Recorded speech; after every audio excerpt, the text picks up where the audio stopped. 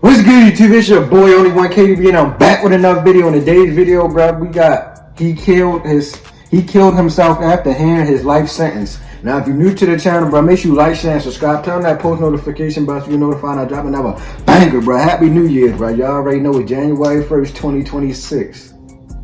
2023, I think. Yeah, bro. Happy New Year to everybody out there, bro. You know what I'm saying? Last night I was watching the news to watch the bars drop. And yeah, bro, I meant the bar drop. Y'all know what I meant. But like, we finna get to the video, bro. Make sure y'all like, share, and subscribe. I said that already, didn't I? Why am I keep repeating myself? But we finna get to it, bro. These criminals had the guts to commit the crime, but hearing the consequences. Hope y'all boys have a happy New Year. I'm tired of shit, bro. I ain't going to sleep till like 3 o'clock. After hearing their sentence, let's dive in. Number 5, Aaron Hernandez. Aaron Hernandez. He was the tight end for the Patriots, wasn't he? 2017. He was a world-class athlete who received the largest signing bonus ever given to an NFL tight end, $12.5 million, which went a long way to giving him the kind of life most of us could only ever dream about. By his mid-20s, Hernandez was living in a $1.3 million mansion in Florida with his fiancée, Cheyenne Jenkins, and their newborn baby daughter, Avielle. He seemed to have it all, yet despite looking like a quintessential American success story, behind the scenes, Aaron Hernandez's world had been spiraling out of control since his father passed when he was 16. The privilege and fame that came with his superstar status only exacerbated Hernandez's crisis, culminating in Hernandez's slaying of Odin Lloyd in 2013. Give the hands of the people that had a hand in my son. Oh yeah, he did. They did say he murdered somebody. I forgot all about that, bro. I ain't gonna lie, bro. But and he hung himself, I think, afterwards.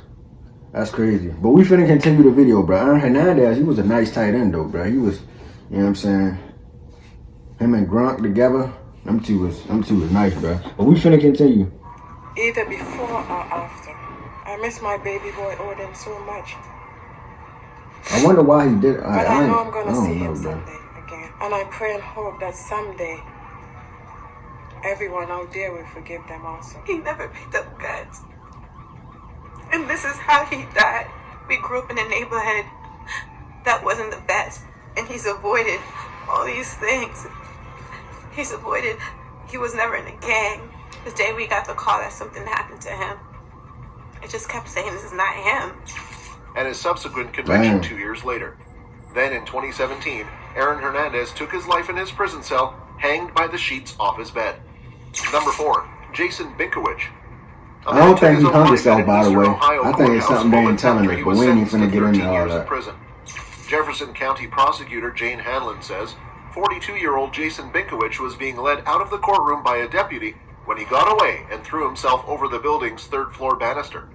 He was then pronounced deceased. Jefferson County Sheriff Fred Abdallah says the deputy grabbed the handcuffed man's clothing as he jumped, but could have gone over too if he had held on. Binkowich was sentenced on attempted slaying and felony charges after he was found guilty of shooting a man in the face. Threw himself in the third courthouse over the banister and has been pronounced dead. Number 3, John Goodwin. A piano teacher awaiting a jury's verdict on charges claiming he physically exploited an underage student took his own life outside a New Hampshire courthouse. 75-year-old John Goodwin of Atkinson went on trial on 6 counts of aggravated felonious physical exploitation charges. Prosecutors said that Goodwin, who pleaded not guilty, repeatedly physically exploited a student who is now 24 years old. He said he was exploited physically from 2001 to 2005, starting when he was 11. The former student testified he didn't come forward until 2013 because he was embarrassed. The station reports Goodwin's lawyer acknowledged his client was touchy-feely, but he didn't commit a crime. Court officials say the jury was deliberating when Goodwin took his own life with a gun near his car in a parking lot outside Rockingham County Superior Courthouse. He wasn't in custody.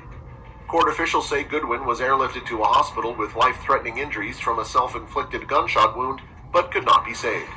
The jury decided not to convict the defendant a few hours later. They did not know what had occurred. The defense said there were holes in the young man's story, and that Goodwin's wife was teaching him during periods he claimed he was exploited. Number 2, Michael Marin. So he would have probably got off, or what? Was found guilty of burning down his $3.5 million home. After the verdict was read, Marin put his head in his hands and appeared to put something in his mouth. He then drank from a sports bottle and collapsed in court and passed away. An autopsy report revealed that the former Wall Street trader who was found guilty of arson took cyanide to take his own life. The Maricopa County Medical Examiner's Office says in a report that toxicology tests showed that Michael Marin had the poison in his system. It was a bizarre ending to a case that began in 2009, when he emerged from his burning Phoenix area mansion in scuba gear. You think this is just a scam to make $1 million, basically? Yes. And set up with a couple of friends of his a bogus second mortgage. What happened was he paid $2,550,000 for the house, designed to increase the value of the house by $950,000. Marin was a former Wall Street trader and was facing more than 16 years in prison for burning down his $3.5 million Phoenix area home in 2009. Why would he burn down his own The evidence home? from the fire scene, combined with his collapsed financial situation, convinced the jury that he started fires in 4 separate areas of the 10,000 square foot mansion to avoid paying the mortgage payments, and then escaped the flames by climbing down a rope ladder in scuba gear to avoid lethal smoke inhalation. Prosecutors said he torched his home when he couldn't keep up with the payments. Marin faced 7 to 21 years he couldn't in prison. keep up with the payments. Jeff That's why he Sprong, burned the his spokesman house. for the Maricopa County Sheriff's Office, said, "This is one of the strangest cases I've seen in a long time." Right, like, what the Support for the nigga theory burned is down his passing own house? when one of his 4 grown children received a delayed email about the location of his car. That son informed the authorities. After recovering the car, the investigators found a small silver canister of sodium cyanide powder in the vehicle's rear cargo. Number 1. Slobodan Praljak. What's up with y'all and cyanide? Hold Bosnian up, Croat military command. bro. What is cyanide? Like, what is that like? Is that like a drug, or like, is that like medicine? I don't think it's medicine. Is that like poison or something? I don't know. I'm gonna look it up after this video. I don't know what that shit is, bro. But we finna continue. Slobodan Praljak swallowed what he said was poison in a UN war crimes courtroom and passed away shortly after losing an appeal against his 20-year prison term. Slobodan Praljak's courtroom passing, which was broadcast on a video feed, came in the final minutes of the last they got it on hearing at the video? International Criminal Tribunal for the former Yugoslavia, which closes after 24 years. The white-bearded Praljak, 72, was taken to hospital after drinking from a flask or glass as an ICTY judge read out appeals rulings against him and 5 other convicted Bosnian Croat war criminals. The ex-general told the court, "I just drank poison. I am not a war criminal. I oppose this conviction." After gulping down the drink, he sat back down and slumped in his chair, according to witnesses. Tribunal spokesman Nina Y'all just let the nigga drink it. Y'all said ain't try to stop him, Praljak man? drank a liquid in court and quickly fell ill. He was treated by tribunal medical staff, but passed away today at the HMC hospital in The Hague. Presiding Judge Carmel Agius hastily suspended the hearings, and the courtroom was declared a crime scene by Dutch authorities.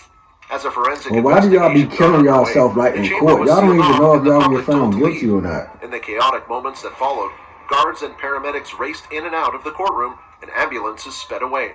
Croatian Prime Minister Andrej Plenković, whose country was the patron of separatist Croat forces in Bosnia's 1992-95 war, said he regretted Praljak's demise and offered condolences to his family. His act tells the most about deep ethical injustice toward the 6 Bosnian Croats and the Croatian people.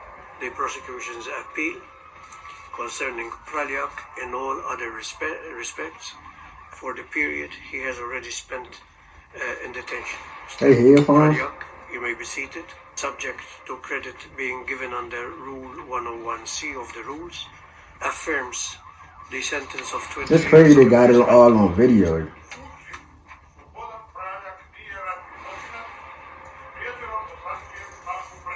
Stop, please. Please sit down. Monsieur le Président, notre client dit qu'il a bu un poison ce matin. We suspend, please, the curtains. That's all for today's video. See you next time. Hey, bro.